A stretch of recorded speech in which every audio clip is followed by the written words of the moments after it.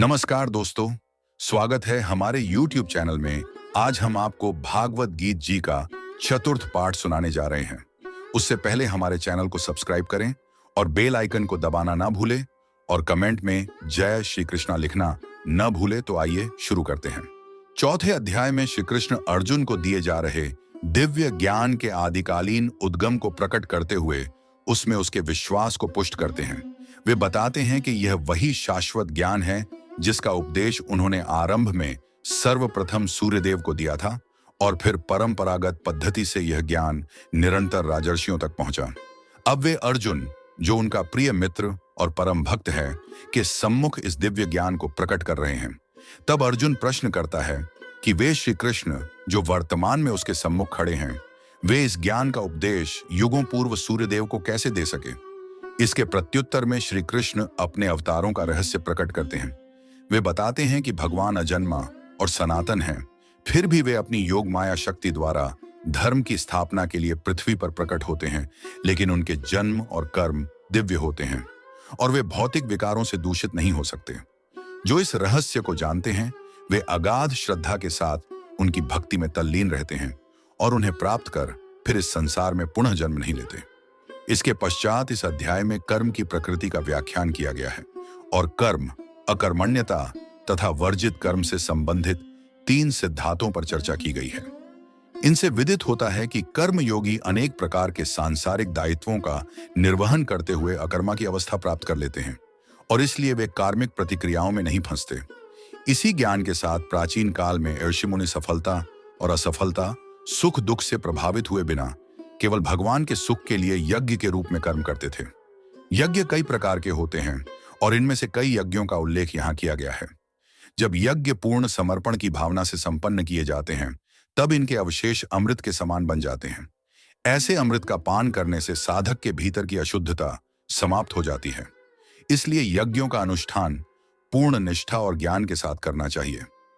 ज्ञान रूपी नौका की सहायता से महापापी भी संसार रूपी कष्टों के सागर को सरलता से पार कर लेता है। ऐसा दिव्य ज्ञान वास्तविक आध्यात्मिक गुरु से प्राप्त करना चाहिए जो परम सत्य को जान चुका हो। श्री कृष्ण गुरु के रूप में अर्जुन से कहते हैं कि ज्ञान की खड्ग से अपने हृदय में उत्पन्न हुए संदेहों को काट दो, उठो और युद्ध लड़ने के अपने कर्तव्य का पालन करो। श्री भगवान ने कहा, मैंने इस अविनाशी योग विधा का उपदेश सृष्टि के आरंभ में व्यवस्वान सूर्यदेव को दिया था। विवस्वान ने यह उपदेश अपने पुत्र मनुष्यों के जन्मदाता मनु को दिया और मनु ने यह उपदेश अपने पुत्र राजा इक्ष्वाकु को दिया। हे परंतप अर्जुन, इस प्रकार गुरु शिष्य परंपरा से प्राप्त इस विज्ञान सहित ज्ञान को राजर्षियों ने विधि पूर्वक समझा, किंतु समय के प्रभाव से वह परम श्रेष्ठ विज्ञान सहित ज्ञान इस संसार से प्राय छिन्न भिन्न होकर नष्ट हो गया। आज मेरे द्वारा वही यह प्राचीन योग, आत्मा का परमात्मा से मिलन का विज्ञान तुझसे कहा जा रहा है, क्योंकि तू मेरा भक्त और प्रिय मित्र भी है, अतः तू ही इस उत्तम रहस्य को समझ सकता है। अर्जुन ने कहा, सूर्य देव का जन्म तो सृष्टि के प्रारंभ हुआ है और आपका जन्म तो अब हुआ है, तो फिर मैं कैसे समझूं कि सृष्टि के आरंभ में आपने ही इस योग का उपदेश दिया था। श्री भगवान ने कहा, हे परंतप अर्जुन, मेरे और तेरे अनेकों जन्म हो चुके हैं, मुझे तो वह सभी जन्म याद है, लेकिन तुझे कुछ भी याद नहीं है। यद्यपि मैं अजन्मा और अविनाशी समस्त जीवात्माओं का परमेश्वर स्वामी होते हुए भी अपनी अपरा प्रकृति महामाया को अधीन करके अपनी परा प्रकृति योग माया से प्रकट होता हूं। हे भारत, जब भी और जहां भी धर्म की हानि होती है और अधर्म की वृद्धि होती है, तब मैं अपने स्वरूप को प्रकट करता हूं। भक्तों का उद्धार करने के लिए, दुष्टों का संपूर्ण विनाश करने के लिए तथा धर्म की फिर से स्थापना करने के लिए मैं प्रत्येक युग में प्रकट होता हूं। हे अर्जुन, मेरे जन्म और कर्म दिव्य अलौकिक हैं। इस प्रकार जो कोई वास्तविक स्वरूप से मुझे जानता है वह शरीर को त्याग कर इस संसार में फिर से जन्म को प्राप्त नहीं होता है, बल्कि मुझे अर्थात मेरे सनातन धाम को प्राप्त होता है। आसक्ति, भय तथा क्रोध से सर्वथा मुक्त होकर अनन्य भाव, शुद्ध भक्ति भाव से मेरी शरणागत होकर बहुत से मनुष्य मेरे इस ज्ञान से पवित्र होकर तप द्वारा मुझे अपने भाव से मेरे भाव को प्राप्त कर चुके हैं। हे प्रथापुत्र, जो मनुष्य जिस भाव से मेरी शरण ग्रहण करता है, मैं भी उसी भाव के अनुरूप उनको फल देता हूं। प्रत्येक मनुष्य सभी प्रकार से मेरे ही पथ का अनुगमन करते हैं। इस संसार में मनुष्य फल की इच्छा से काम कर्म यज्ञ करते हैं और फल की प्राप्ति के लिए वह देवताओं की पूजा करते हैं। उन मनुष्यों को उन कर्मों का फल इसी संसार में निश्चित रूप से शीघ्र प्राप्त हो जाता है। प्रकृति के 3 गुणों सत रज तम के आधार पर कर्म को 4 विभागों ब्राह्मण, क्षत्रिय, वैश्य और शूद्र में मेरे द्वारा रचा गया। इस प्रकार मानव समाज की कभी न बदलने वाली व्यवस्था का कर्ता होने पर भी तू मुझे अकर्ता ही समझ। कर्म के फल में मेरी आसक्ति न होने के कारण कर्म मेरे लिए बंधन उत्पन्न नहीं कर पाते हैं। इस प्रकार से जो मुझे जान लेता है, उस मनुष्य के कर्म भी उसके लिए कभी बंधन उत्पन्न नहीं करते हैं। पूर्व समय में भी सभी प्रकार के कर्म बंधन से मुक्त होने की इच्छा वाले मनुष्यों ने मेरी इस दिव्य प्रकृति को समझकर कर्तव्य कर्म करके मोक्ष की प्राप्ति की। इसलिए तू भी उन्हीं का अनुसरण करके अपने कर्तव्य का पालन कर। कर्म क्या है और अकर्म क्या है, इस विषय में बड़े से बड़े बुद्धिमान मनुष्य भी मोहग्रस्त रहते हैं। इसलिए उन कर्म को मैं तुझे भली भांति समझाकर कहूंगा, जिसे जानकर तू संसार के कर्म बंधन से मुक्त हो सकेगा।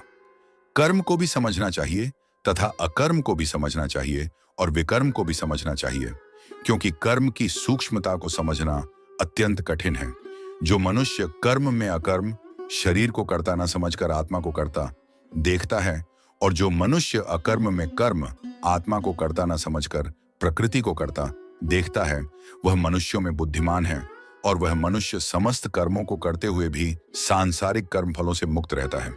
जिस मनुष्य के निश्चय किए हुए सभी कार्य बिना फल की इच्छा के पूरी लगन से संपन्न होते हैं तथा जिसके सभी कर्म ज्ञान रूपी अग्नि में भस्म हो गए हैं, बुद्धिमान लोग उस महापुरुष को पूर्ण ज्ञानी कहते हैं। जो मनुष्य अपने सभी कर्म फलों की आसक्ति का त्याग करके सदैव संतुष्ट तथा स्वतंत्र रहकर कार्यों में पूर्ण व्यस्त होते हुए भी वह मनुष्य निश्चित रूप से कुछ भी नहीं करता है। जिस मनुष्य ने सभी प्रकार के कर्म फलों की आसक्ति और सभी प्रकार की संपत्ति के स्वामित्व का त्याग कर दिया है, ऐसा शुद्ध मन तथा स्थिर बुद्धि वाला केवल शरीर निर्वाह के लिए कर्म करता हुआ कभी पाप रूपी फलों को प्राप्त नहीं होता है। जो मनुष्य स्वतः प्राप्त होने वाले लाभ से संतुष्ट रहता है, जो सभी द्वंद्वों से मुक्त और किसी से ईर्ष्या नहीं करता है, जो सफलता और असफलता में स्थिर रहता है, यद्यपि सभी प्रकार के कर्म करता हुआ कभी बंधता नहीं है, प्रकृति के गुणों से मुक्त हुआ तथा ब्रह्म ज्ञान में पूर्ण रूप से स्थित और अच्छी प्रकार से कर्म का आचरण करने वाले मनुष्य के सभी कर्म ज्ञान रूप ब्रह्म में पूर्ण रूप से विलीन हो जाते हैं। ब्रह्म ज्ञान में स्थित उस मुक्त पुरुष का समर्पण ब्रह्म होता है। हवन की सामग्री भी ब्रह्म होती है, अग्नि भी ब्रह्म होती है तथा ब्रह्म रूपी अग्नि में ब्रह्म रूपी कर्ता द्वारा जो हवन किया जाता है वह ब्रह्म ही होता है, जिसके कर्म ब्रह्म का स्पर्श करके ब्रह्म में विलीन हो चुके हैं। ऐसे महापुरुष को प्राप्त होने योग्य फल भी ब्रह्म ही होता है। कुछ मनुष्य अनेक प्रकार के यज्ञों द्वारा देवताओं की भली भांति पूजा करते हैं और इस प्रकार कुछ मनुष्य परमात्मा रूपी अग्नि में ध्यान रूपी यज्ञ द्वारा यज्ञ का अनुष्ठान करते हैं। कुछ मनुष्य सभी ज्ञान इंद्रियों के विषयों को संयम रूपी अग्नि में हवन करते हैं और कुछ मनुष्य इंद्रियों के विषयों को इंद्रिय रूपी अग्नि में हवन करते हैं। कुछ मनुष्य सभी इंद्रियों को वश में करके प्राण वायु के कार्यों को मन के संयम द्वारा आत्मा को जानने की इच्छा से आत्म योग रूपी अग्नि में हवन करते हैं। कुछ मनुष्य धन संपत्ति के दान द्वारा, कुछ मनुष्य तपस्या द्वारा और कुछ मनुष्य अष्टांग योग के अभ्यास द्वारा यज्ञ करते हैं। कुछ अन्य मनुष्य वेद शास्त्रों का अध्ययन करके ज्ञान में निपुण होकर और कुछ मनुष्य कठिन व्रत धारण करके यज्ञ करते हैं। बहुत से मनुष्य अपान वायु में प्राण वायु का, उसी प्रकार प्राण वायु में अपान वायु का हवन करते हैं तथा अन्य मनुष्य प्राण वायु और अपान वायु की गति को रोककर समाधि में प्रवृत्त होते हैं। कुछ मनुष्य भोजन को कम करके प्राण वायु को प्राण वायु में ही हवन किया करते हैं। ये सभी यज्ञ करने वाले यज्ञों का अर्थ जानने के कारण सभी पाप कर्मों से मुक्त हो जाते हैं। हे कुरुश्रेष्ठ अर्जुन, यज्ञों के फल रूपी अमृत को छककर यह सभी योगी सनातन पर ब्रह्म परमात्मा को प्राप्त होते हैं और यज्ञ को न करने वाले मनुष्य तो इस जीवन में भी सुखपूर्वक नहीं रह सकते हैं, तो फिर अगले जीवन में कैसे सुख को प्राप्त हो सकते हैं। इसी प्रकार और भी अनेकों प्रकार के यज्ञ वेदों की वाणी में विस्तार से कहे गए हैं। इस तरह उन सबको कर्म से उत्पन्न होने वाले जानकर तू कर्म बंधन से हमेशा के लिए मुक्त हो जाएगा। हे परंतप अर्जुन, धन संपदा के द्वारा किए जाने वाले यज्ञ की अपेक्षा ज्ञान यज्ञ अत्यंत श्रेष्ठ है तथा सभी प्रकार के कर्म ब्रह्म ज्ञान में पूर्ण रूप से समाप्त हो जाते हैं। यज्ञों के उस ज्ञान को तू गुरु के पास जाकर समझने का प्रयत्न कर। उनके प्रति पूर्ण रूप से शरणागत होकर सेवा करके विनीत भाव से जिज्ञासा करने पर वे तत्वदर्शी ब्रह्मज्ञानी महात्मा तुझे उस तत्व ज्ञान का उपदेश करेंगे। हे पांडुपुत्र, उस तत्व ज्ञान को जानकर फिर तू कभी इस प्रकार के मोह को प्राप्त नहीं होगा तथा इस जानकारी के द्वारा आचरण करके तू सभी प्राणियों में अपनी ही आत्मा का प्रसार देखकर मुझ परमात्मा में प्रवेश पा सकेगा। यदि तू सभी पापियों से भी अधिक पाप करने वाला है तो भी तू मेरे ज्ञान रूपी नौका द्वारा निश्चित रूप से सभी प्रकार के पापों से छूटकर संसार रूपी दुख के सागर को पार कर जाएगा। हे अर्जुन, जिस प्रकार अग्नि ईंधन को जलाकर भस्म कर देती है, उसी प्रकार यह ज्ञान रूपी अग्नि सभी सांसारिक कर्म फलों को जलाकर भस्म कर देती है। इस संसार में ज्ञान के समान पवित्र करने वाला निस्संदेह कुछ भी नहीं है। इस ज्ञान को तू स्वयं अपने हृदय में योग की पूर्णता के समय अपनी ही आत्मा में अनुभव करेगा। जो मनुष्य पूर्ण श्रद्धावान है और जिसने इंद्रियों को वश में कर लिया है, वही मनुष्य दिव्य ज्ञान को प्राप्त होकर वह तत्क्षण भगवत प्राप्ति रूपी परम शांति को प्राप्त हो जाता है।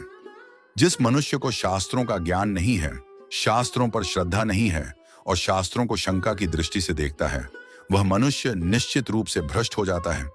इस प्रकार भ्रष्ट हुआ संशयग्रस्त मनुष्य न तो इस जीवन में और न ही अगले जीवन में सुख को प्राप्त होता है। हे धनंजय, जिस मनुष्य ने अपने समस्त कर्म के फलों का त्याग कर दिया है और जिसके दिव्य ज्ञान द्वारा समस्त संशय मिट गए हैं, ऐसे आत्मपरायण मनुष्य को कर्म कभी नहीं बांधते हैं। अतः हे भरतवंशी अर्जुन, तू अपने हृदय में स्थित इस अज्ञान से उत्पन्न अपने संशय को ज्ञान रूपी शस्त्र से काट और योग में स्थित होकर युद्ध के लिए खड़ा हो जा। इस प्रकार उपनिषद, ब्रह्म विद्या तथा योग शास्त्र रूप श्रीमद् भगवद गीता के श्री कृष्ण अर्जुन संवाद में दिव्य ज्ञान योग नाम का चौथा अध्याय संपूर्ण हुआ। यदि आपको पाठ पसंद आया हो तो JDDH से JDDH शेयर करें और ऐसी तरह आगे भी पाठ सुनने के लिए हमारे चैनल को सब्सक्राइब करना न भूलें। धन्यवाद।